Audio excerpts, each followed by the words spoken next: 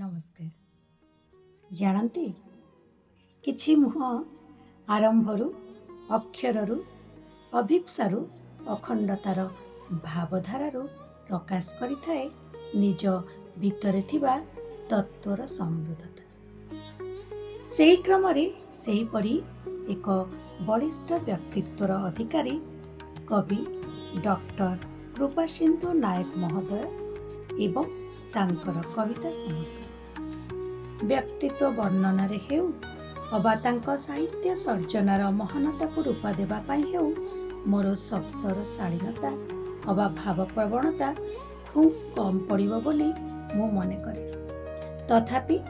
ତଥାପି ସମ୍ମାନ ଭରା ଭଲ ପାଇବାର କିଛି ଶବ୍ଦ ଲେଖିବା ଛଳରେ ମୁଁ ମୋର ଆନ୍ତରିକ କୃତଜ୍ଞତା ଟିକକ କେବଳ ପ୍ରକାଶ କରୁଛି ଏହି ଶବ୍ଦ ମାଧ୍ୟମରେ। କବିତା ସମଗ୍ରର କାବ୍ୟଖଣ୍ଡରେ ଥିବା କବିତା ସଂକଳନ ଗୁଡ଼ିକ ନାମକରଣରୁ ହିଁ ଜଣାପଡ଼େ ପାଠକ ସହଜରେ ଠଉରେଇ ନେବ କବିଙ୍କର ମନର ଭାବ, ଜାତିର ବ୍ୟଥା, ବେଦନା, ବିବଶତା ଆଦିରେ କେତେ ଯେ ସେ ଆକ୍ରାନ୍ତ ହୋଇପାରନ୍ତି। ଯେମିତି ଭଙ୍ଗା ସମୟ, ବାୟା ଚଢ଼େଇର ଦୁଃଖର ବ୍ୟଥା କେଉଁଠି, ନୀରବତାର ଶବ୍ଦ, ବଦଳିବାର ବେଳ, ଅତିକ୍ରମଣ ଆଦି କବିତା ସଂକଳନ ମାଟିରୁ ଆକାଶ ଯାଏ, ଜନ୍ମରୁ ମୃତ୍ୟୁ ପର୍ଯ୍ୟନ୍ତ ମଣିଷର ସନ୍ତୁଳିତ ଜୀବନଶୈଳୀ, ମଣିଷର ହୃଦୟର ବ୍ୟଥା, ବିଶ୍ୱ କଲ୍ୟାଣ ଦିଗରେ ମଣିଷର ମନର ସୂକ୍ଷ୍ମ ଚିନ୍ତା ଚେତନାକୁ ପରିବର୍ତ୍ତିତ କରିବାର ସ୍ୱର ଗୁଞ୍ଜରିତ ହେଉଛି ତାଙ୍କର ରଚିତ ପ୍ରତିଟି କବିତା ଦେହରେ। କବି ଡକ୍ଟର କୃପାସିନ୍ଧୁ ନାୟକ ମହୋଦୟଙ୍କର ସ୍ମୃତି ମାନଙ୍କର କବିତା ସଂକଳନରେ ପ୍ରଥମ କବିତା, ଚାଲନ୍ତୁ ତା ଉପରେ ଟିକେ ଦୃଷ୍ଟି ପକେଇବା। ବ୍ରାହ୍ମଣୀ ତୀରେ ସୂର୍ଯ୍ୟୋଦୟ। କବିତାକୁ ଆପଣ ଛୁଇଁବେ, ଯେତେବେଳେ ସେ କବିତାକୁ ଆପଣ ସ୍ପର୍ଶ କରିବେ, ତାର ମଧୁର ସ୍ପର୍ଶ ଆପଣଙ୍କୁ ଏକ ସୁନ୍ଦର ମନଲୋଭା ନଦୀ କୂଳିଆ ଗ୍ରାମର ଚାଲି ଚଳନ, ପରିବେଶ, ପ୍ରକୃତି, ଜୀବନଚର୍ଯ୍ୟା ଆଦିର ଏକ ସୁଖକର ଚିତ୍ରରେ ବାନ୍ଧି ରଖିବ କେଇ ଘଡ଼ି। ଏଇ ଯେମିତି ମା ମାନେ ଛାଞ୍ଚୁଣିରେ ଘର ଦ୍ୱାର ପିଣ୍ଡା ଅଗଣା ଓଳେଇ ଗୋବର ପାଣି ଛିଞ୍ଚିବେ, ଅନ୍ୟମାନେ ପହଁରାରେ ଚଉହାଦି ଖରକି ଟିକେ କଅଁଳିଆ ଖରାକୁ ଚାହିଁବେ। ଭାବନ୍ତୁ ତ, କେତେ ସରଳ ନିଷ୍କପଟ ଶବ୍ଦମାନେ ଗାଁର ଚରିତ୍ର ଚିତ୍ରଣ କରୁଛନ୍ତି। ଏହି ଧାଡ଼ିରୁ ଅନୁଭୂତ ହୁଏ ସତେ ଯେପରି ସେଇ ଗାଁରେ କବି ନିଜେ ଜୀବନ ଅତିବାହିତ କରିଛନ୍ତି। ଏତେ ଲୋକମୁଖର ଶବ୍ଦ ସବୁ କବିତାକୁ ଖୁବ୍ ଜୀବନ୍ତ କରି ଗଢ଼ି ତୋଳିଛି। ଯେଉଁଠି କବି ଗାଁର ସିକ୍ତ ପରିବେଶରେ ନିଜକୁ ଖୁବ୍ ଭିଜେଇଛନ୍ତି ଶବ୍ଦ ଓଁକାର ଧ୍ୱନିରେ। ଏକା ଧାରାରେ ସେଠି କବି ପୁଣି ଭାଙ୍ଗି ପଡ଼ିଛନ୍ତି ସ୍ମୃତିମାନଙ୍କୁ ପଖାଳି ପଖାଳି। ଯାହା ସବୁ ହାତ ପାହାନ୍ତାରେ ରହି ସୁଗନ୍ଧିତ କରୁଥିଲା ଦିନେ ଜୀବନଧାରାକୁ, ସେସବୁ ଏବେ ବିସ୍ମୃତ ପ୍ରାୟ। ଏଇ ସବୁକିଛି କନା ଓ କର୍ପୂରର ଚିହ୍ନ। ସତ୍ୟର ଖଞ୍ଜଣି ମାଡ଼େ ଶୂନ୍ୟ ମୁଠେ କର୍ମ ପରି ସ୍ମୃତି ସ୍ଥିତିମାନ। ସତରେ କେତେ ଗଭୀର ଭାବେ ଜୀବନକୁ ବଞ୍ଚିଛନ୍ତି କବି ଡକ୍ଟର କୃପାସିନ୍ଧୁ ମହୋଦୟ। କେତେ ସ୍ପଷ୍ଟତା ତାଙ୍କର ପ୍ରତି ଶବ୍ଦର ଉଚ୍ଚାରଣରେ। ଯେଉଁ ଘଟଣାମାନ କବିଙ୍କ ଜୀବନକୁ ପ୍ରଭାବିତ କରିଥିଲା, ସେସବୁ ଏବେ ସ୍ମୃତି ସାଜି ତାଙ୍କୁ ଖୁବ୍ ଆକ୍ରାନ୍ତ କରୁଛି। ଯେମିତି କବିତାର ଚିତ୍ରକଳ୍ପରେ ସମାଜକୁ ବଦଳାଇବାର ଅନ୍ତଚେତନା ତାଙ୍କ ଭିତରେ ଥିବା ସାମାଜିକ ପ୍ରତିବଦ୍ଧତାକୁ ଦର୍ଶାଇଥାଏ। କବିତା ସଂକଳନ ବଦଳିବାର ବେଳ ଆପଣ ନିଶ୍ଚୟ ପଢ଼ିଥିବେ। ପ୍ରତି କବିତା ଗୁଚ୍ଛରେ ପରିବର୍ତ୍ତନ ଆଣିବାର ଏକ ନିଆରା ସ୍ୱର, ବଦଳିବାର ବେଳ। ଏହି ଶବ୍ଦ ସ୍ୱରର ହୃଦୟତା ଭରା ଆକୁଳତା ପ୍ରତି ପାଠକମାନଙ୍କ ହୃଦୟରେ ନିଶ୍ଚିନ୍ତ ଭାବେ ଏକ ଜାଗତିକ ଦହନ ସୃଷ୍ଟି କରିବ। କବି ପ୍ରାଣର ବିଶ୍ୱବୋଧ ଚେତନା ପ୍ରତି ପାଠକମାନଙ୍କ ମନରେ ପ୍ରଭାବ ପକାଇ ପରିବର୍ତ୍ତନ ବୀଜଟିଏ ହୃଦୟରେ ଆଙ୍କିଦେବ, ଏହି ସାମର୍ଥ୍ୟ ରଖିଛି ପ୍ରତିଟି କବିତା। ସମାଜର ଅଧୋଗତିକୁ ଯେମିତି ଖୁବ୍ ବିଷର୍ଣ୍ଣ ମୁଖର ହୋଇ କବି ଭୋଗୁଛନ୍ତି ନୀତି ନୀତି। ପ୍ରକୃତିର ସାନ୍ନିଧ୍ୟ ସହ ଶ୍ରେଷ୍ଠ ଜୀବ ମଣିଷକୁ ତୁଳନାତ୍ମକ ଭାବଧାରାରେ ବାନ୍ଧି କବି ଲେଖୁଛନ୍ତି, ଅନେକ ସମ୍ଭାବନା ଥାଇ ବି ଗ୍ରହ, ଉପଗ୍ରହ, ସୂର୍ଯ୍ୟ, ଚନ୍ଦ୍ର, ତାରାଭରା ଏ ଜଗତ ହୋଇପାରିଲାନି ଶାନ୍ତିର ଆସ୍ପଦ। ସହଜନ୍ମା ପଶୁପକ୍ଷୀ, ବୃକ୍ଷଲତା, ନଦୀ, ଝରଣାତି ମିଳେ ମଣିଷର ଏ ବସୁଧା ହୋଇପାରିଲାନି ଏକ କୁଟୁମ୍ବିତ। କେତେ ସହସ୍ର ଶତାବ୍ଦୀର ବିବର୍ତ୍ତନ ପ୍ରତିକ୍ରିୟାରେ ଏଇ ଯେ ଶ୍ରେଷ୍ଠ ପ୍ରଜାତି ହୋଇଥିଲା। ଅମୃତ ପାତ୍ରରେ କେଇ ବୁନ୍ଦା ବିଷର ବିକ୍ରିୟା ପରି। ଯେଉଁ କବିତାରୁ ବି ଉଠାଇ ପଢ଼ନ୍ତୁ ଆପଣମାନେ ପଦଟିଏ, ଦେଖିବେ ଅସୀମ ଚେତନାରେ ଉବୁଟୁବ ହେଉଥିବା କବି ଭାବପୂର୍ଣ୍ଣ ହୃଦୟଟି କେମିତି ଜୁଡ଼ୁବୁଡ଼ ହେଉଛି ବ୍ୟଥାରେ, କଷ୍ଟରେ, ଯନ୍ତ୍ରଣାରେ। ନା, ସେମିତି ବି ନୁହେଁ। କବି ପ୍ରେମରେ ବ୍ୟଥିତ ହୋଇନାହାନ୍ତି, ତାହା ମଧ୍ୟ ଆପଣ କହିବେନି। ପ୍ରେମର ଅବସାଦ ଭିତରେ, ଶୂନ୍ୟତାରେ ନିଜକୁ ହଜେଇଛନ୍ତି କବି ମହୋଦୟ। ଭଲ ପାଇବାର କ୍ରିୟାଶୀଳ ହୃଦୟଟିଏ ହିଁ ପ୍ରତି ହୃଦୟରେ ସଞ୍ଚାରିପାରେ ସ୍ପନ୍ଦନଟିଏ। ସମ୍ବେଦନଶୀଳ ହୃଦୟଟିଏ ନେଇ ସେ ବାଡ଼ି ଦେଇପାରନ୍ତି ପ୍ରେମର ବ୍ୟାପ୍ତ ପରିଭାଷାକୁ। ବ୍ୟଥାର କଥା, ବିଚ୍ଛେଦର କଥା କବି ମହୋଦୟ ମଧ୍ୟ କହିପାରନ୍ତି। ଏଇ ଯେମିତି କଥା ଥିଲା, ଆଜି ଦିନେ ମୋ ସାଥେ ପୁଣି ହେବ ଦେଖା, କିନ୍ତୁ କେଉଁ ଇଚ୍ଛା ପୂର୍ଣ୍ଣ ହୁଏ କିଏ ଜାଣିଥିଲା। ମୋ ଆକାଶ ଶୂନ୍ୟ କରି ଏଇ ଜହ୍ନ ତାରା ଯିବେ ଦିନେ ତୁମ ଆକାଶକୁ। ମୋ ପୃଥିବୀ ବାଲୁଚର କରି ଫୁଲମାଳା ମୋର ସଜାଇବେ ତୁମରି ଭବନ। ଆଲିଙ୍ଗନ, ଅନୁରାଗ, ଅଭିମାନ, ମିଳନର ଉଛୁଳିବ ଅନ୍ୟ କେଉଁ ସହରରେ ପାର୍ବଣ। ବା ଚମତ୍କାର! ବିଚ୍ଛେଦରେ ମିଳନ, ମିଳନରେ ବିଚ୍ଛେଦର ଶବ୍ଦ।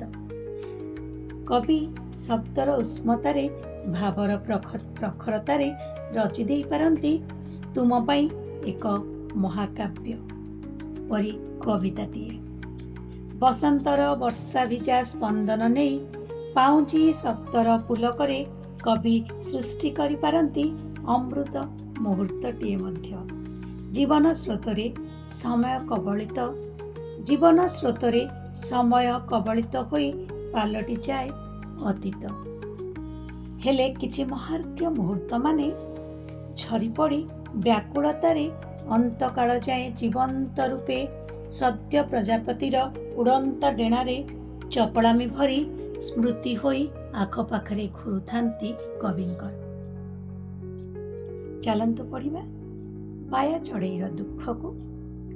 କବିତା ସଂକଳନ ପାୟା ଚଢ଼େଇର ଦୁଃଖ ଡକ୍ଟର କୃପାସିନ୍ଧୁ ନାୟକ ମହୋଦୟଙ୍କର ଏକ ପ୍ରତୀକ ଧର୍ମୀ ନାମକରଣର ଶ୍ରେଷ୍ଠ ସର୍ଜନାଇଟ୍ କହିଲେ ଅତ୍ୟୁକ୍ତି ହେବ ନାହିଁ।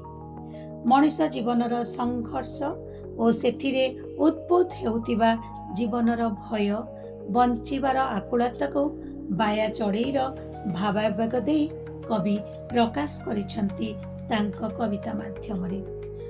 ବୁଡ଼ିଯିବାର, ଉଡ଼ିଯିବାର ବିଭୋର ହୃଦୟଟିଏ ଥାଇ ମଧ୍ୟ ମଣିଷ ଅବା ବାୟା ଚଢ଼େଇ ଲଙ୍ଘି ପାରୁନାହିଁ ଦୁଃଖର ସାଗରକୁ। ଭୂଇଁରୁ ଆକାଶ ଯାଏଁ ଭରି ରହିଛି ଖୁବ୍ ଆତଙ୍କ। ଛଳନାରେ ସମ୍ପର୍କ ସବୁ ଛଟପଟ ପ୍ରାୟ। ଏ ନିଃସଙ୍ଗପଣରେ ଭୟାତୁର କବି ପ୍ରାଣ କ୍ଷତାକ୍ତ ହେଉଛନ୍ତି ବାରମ୍ବାର। ତାଙ୍କ ଶବ୍ଦରେ, ତାଙ୍କ ମନରେ ଅନନ୍ତ ସଂଶୟ। କି କର୍ତ୍ତୃତ୍ୱ ଅଛି ତାର ଆଲୁଅ ବା ଅନ୍ଧାର ଉପରେ? ସେ ତ ସୁଅ ନୁହେଁ ସମର୍ପିତ। ଶୁଖିଲା ପତରଟିଏ ଭାସିଯିବା ଛଡ଼ା जार नाही गत्यंतर। आहा कहले देखी जीवनर सत्यता को कि चमत्कार भावरे साधारण शब्द मानकरे व्यक्त करिछंती कवि। जहाँ भोगिबाकु पड़े ताहा धार्य, जहाँ आमको भोगिबाकु पड़े ताहा तो धार्य। तेबे काहींकि ए कोलाहल अविश्वासर, प्रतारणार, जंत्रणार, लांछनार तेबे दुख कौन केबे शेष हेब नाही? एमिति अनेक प्रश्नवाची कवि सदा सर्वदा मर्माहत। केबे बाया चढ़िया को नहीं मनीषर भावावेग को स्पर्श करिछंती तो केबे पुणी समाज रे घटुथिबा अन्याय अनीति मूलरे थिबा राजनीति को गछर आश्वासना आवेग सह सामंजस्य देखाई लेखि देई पारंती राजनीतिर अभेद्य रूपरेख। भंगा समयर कविता संकलनर कविता राजनीति माध्यम किपरि नीति नियम को अनीति दुर्नीति प्रभावित करी कलुषित करुछि आम देश को। पतनर प्रतिक्रिया रे भांगी पड़ुछि जीवनबोध। आखिरे अंध पुटुड़ी बांधी जदि इतिहास को अनुध्यान कराजिबो अबा इतिहास आखिरे अंध पुटुड़ी बांधी निजको देशाभिमुखी करा जाए तेबे जीवन शैली को प्रभावित करुथिबा महान व्यक्तित्वंकर जीवन कहानी ठारू दूरेई जाई पथभ्रष्ट हेबा स्वाभाविक कथा। राहु ग्रास परी समय कबलित हेब विनाशर कराघातरे। एथिरे स्पष्ट बारी हेउची कवि किपरि भावे देशर भव्य भविष्यत अतीत को स्पष्ट भावे चिन्हि निज शब्दरे रूप देइछन्ति। एही सबु दृश्यपट को हृदय रे धरी मर्माहत कवि प्राण चमत्कार भावरे लिखिछन्ति। चलन्तु सुनिबा। डालटीए भांगी गले पड़ी जाए ना गछटीए, किंतु माटी मेचाए खसी गले महामेरुटी टली पड़े।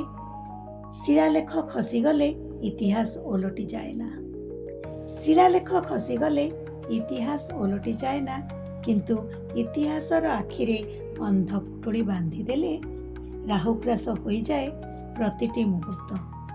आह सतरे केते प्रश्न, केते केते क्षोभ, केते केते आस्पर्धा मन भितरे जन्म नेले जाई एपरी कविता मान गढ़ी हुए। तार उत्तर केवल कृपासिंधु नायक महोदय खूब सहजरे व्यक्त करि पारिबे। सेथिपाय निश्चय असीर सामर्थ्य सह कलमर विशालता को तुलना करा जाइछि।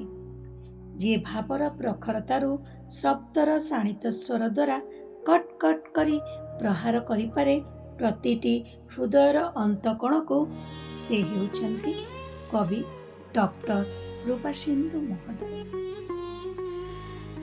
कोइल नदी कूଳରେ बसिला मात्रे आखिर इच्छाए जेमिति आगभर हुअन्ति ता गर्भ को डेई पड़ी बुड़ी मरिबाकू।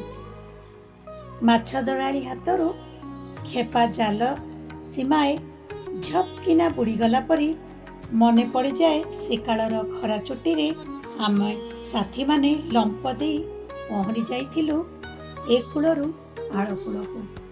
अतिक्रमणर काव्य ग्रंथरू उद्धार एई पदटी कविंकर स्वप्न विलासी चिंता, बंधु वत्सलता, असीम चेतना जागरित हेउची बोली आमे स्पष्ट बारी नहीं पारू। आवेगर महासमुद्र रे बुड़ी पुणी ता मध्यरू कवि केवे केमिति फेरी आसंती लंफ देई निज सहर मध्यकू, ता मध्यरे थिबा कोइल नदी कूलकू। स्मृति मानकू पहरा शिखाई ठिया करंती कूलरे, हेले पहरा शिखिला परे कूलर नीरवता काहाकू अबा लोड़ा। कोइल नदीर आत्मीयता भरा डाकरे कवि अतिक्रमण करिथांती निजकू समर्पी देई शब्दर गर्भ गगरे। निर्मल भावधारारे आत्महरा कवि डॉक्टर कृपासिंधु महोदय सागर गर्भर मुक्ता सदृश जेउ अंतकोणरे रहिले मध्य ଯେଉଁ ଅନ୍ତକୋଣରେ ରହିଲେ ମଧ୍ୟ ସମଗ୍ର ସାହିତ୍ୟ ପ୍ରେମୀଙ୍କୁ ନିଜ ଶବ୍ଦର ଉଜ୍ଜ୍ୱଳତାରେ ଆକର୍ଷିତ କରି ବାନ୍ଧି ରଖିବାର ସାମର୍ଥ୍ୟ ରଖନ୍ତି ଚିରକାଳ ପାଇଁ। କବି ଡକ୍ଟର କୃପାସିନ୍ଧୁ ମହୋଦୟଙ୍କର କବିତା ସମଗ୍ରକୁ ଏମିତି ସ୍ୱଳ୍ପ ଶବ୍ଦରେ ସଜେଇ ନିଜ ଭାବପ୍ରବଣତାକୁ ବ୍ୟକ୍ତ କରିବା ସହଜ ଏବଂ ସମ୍ଭବ ନୁହେଁ। ଯେ ନିଜ ଶବ୍ଦର ଜାଦୁଗରୀରେ ଅନନ୍ତକୁ ବାନ୍ଧି ରଖିବାର ସାମର୍ଥ୍ୟ ରଖନ୍ତି, କାଳରୁ ମହାକାଳ ଯାଏଁ ନିଜ ଚେତନାକୁ ବ୍ୟକ୍ତ କରିବାର ସକ୍ଷମତା ଲାଭ କରିଛନ୍ତି, ସମସ୍ୟାରୁ ସମାଧାନ ଯାଏ ରାସ୍ତାଟିଏ ତିଆରି କରି ଚାଲିବାରେ ବିଶ୍ୱକୁ ଅନୁପ୍ରାଣିତ କରିବାରେ ସାର୍ଥକତା ଲାଭ କରିଛନ୍ତି, ତାଙ୍କୁ ପୁଣି କେଉଁ ଶବ୍ଦଗୁଚ୍ଛରେ ବାନ୍ଧି ନିଜର ବ୍ୟକ୍ତିଗତ ଭାବ ପ୍ରକାଶ କରିହେବ ଯେ? ନିଃସନ୍ଦେହରେ କୁହାଯାଇପାରେ, ଏହି କାବ୍ୟଗ୍ରନ୍ଥ ପାଠକମାନଙ୍କ ମାନସପଟରେ ଗଭୀର ଭାବେ ଏକ ପରିବର୍ତ୍ତନ ସ୍ୱର ତୋଳି ଲୋକପ୍ରିୟତା ଅର୍ଜନ କରିବ।